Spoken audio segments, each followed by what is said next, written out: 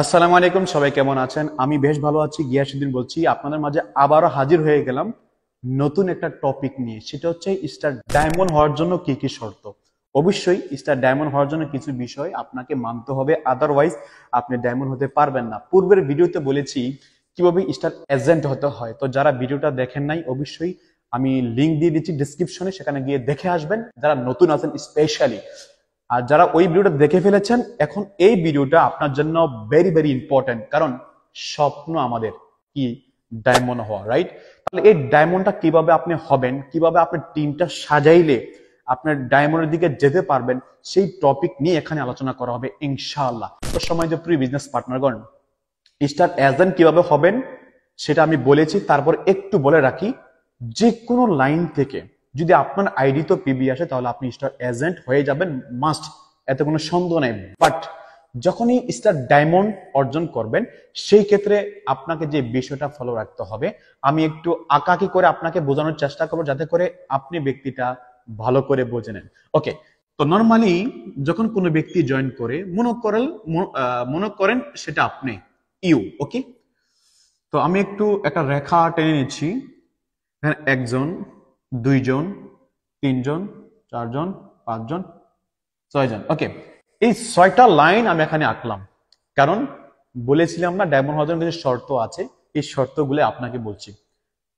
যখন আপনি এখানে জয়েন করলেন, অথবা অন দা ওয়ে ডায়মন্ড হওয়ার ওয়ে, স্টার এজেন্ট হয়ে গেছেন, হয়তো হন নাই, হবেন, ইন রানিং এ আছেন। ওকে, এই ব্যক্তি নর্মালি যখন কোনো ব্যক্তি আমরা এখানে জয়েন করি, আমাদের কিছু কাছের ব্যক্তি আছে যাদেরকে জয়েন করাই, ঠিক না?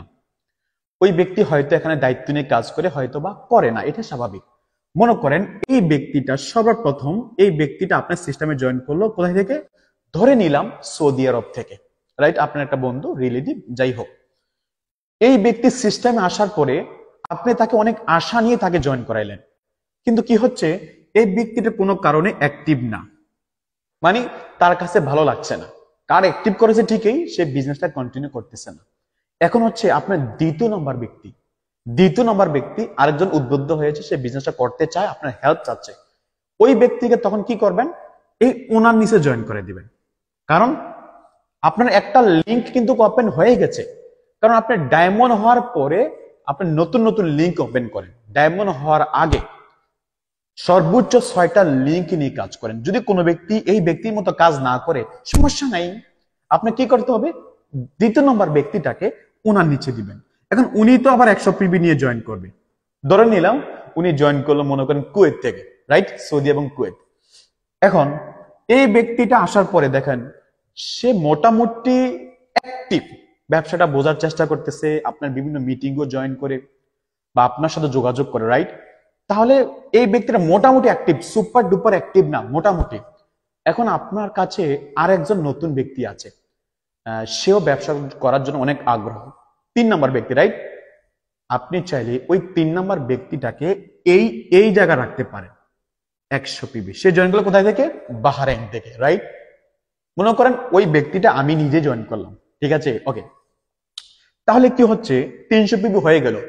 আপনি যখন ডায়মন্ডের সেটআপ নিয়ে কাজ করবেন, তখন আপনি কত পিবি হইলো সেটা আপনি না দেখে আপনি দেখবেন হচ্ছে সেটাই আপনার এই লিংকের মধ্যে কোন ব্যক্তিটা অ্যাক্টিভ। মানে এটা আপনার একটা লাইন। ডায়মন্ড হওয়ার জন্য 6টা লাইন আপনার ইম্পর্টেন্ট। 6জন ব্যক্তিকে ডাইরেক্ট লাইনে জয়েন করানো ভেরি ভেরি ইম্পর্টেন্ট, কম্পালসারি আপনাকে জয়েন করাতেই হবে। যখন দেখবেন এই লিংকের মধ্যে কোনো একজন ব্যক্তি অথবা 2জন ব্যক্তি অথবা কেউ না কেউ, সেটা 3 নম্বর ব্যক্তিটা হতে পারে, সেটা 10 নম্বর ব্যক্তিটা হতে পারে, কোনো সমস্যা নাই। যদি কোনো একজন ব্যক্তি দায়িত্ব নেওয়া শুরু করে দেয়, মনে করেন সেই ব্যক্তিরা নতুন ব্যক্তিকে জয়েন করাতে পারে, গ্রুপে অ্যাক্টিভ থাকে, আপনার সাথে যোগাযোগ করে নতুন ব্যক্তিকে কনভিন্স করতে পারে, অবজেকশন হ্যান্ডেলিং করতে পারে, এক কথায় বলা যায় দায়িত্বশীল, ঠিক কিনা? দায়িত্বশীল যদি মনে হয়, তখন আপনি কি করবেন জানেন? 2 নম্বর লাইনটাকে আপনাকে ফোকাস দিতে হবে। বাট আপনি যদি একটা ভুল করেন যে এই ব্যক্তিটা মোটামুটি ভালো অ্যাক্টিভ, তাকে আরেকটু সাপোর্ট দিই, সাপোর্ট দিতে দিতে দিতে আপনার যত ব্যক্তিগত জয়নিং আছে, আপনার পরিবারের, আপনার বন্ধু বান্ধব সবাইকে কি করলেন? ওনার নিচে দিয়ে দিলেন। তো কি হয়ে যায়, উনি শর্টকাটে স্টার এজেন্ট হয়ে যায়, আপনি স্টার এজেন্ট হয়ে যান। এর মানে আপনি অনেক হ্যাপি, স্টার এজেন্ট হয়ে গেছেন। কিন্তু সমস্যা হচ্ছে ওই জায়গায় আপনি ব্যক্তি যে স্টার রবি হবেন, স্টার ডায়মন্ড হবেন, এটা কিন্তু অনেক দেরি হয়ে যাবে।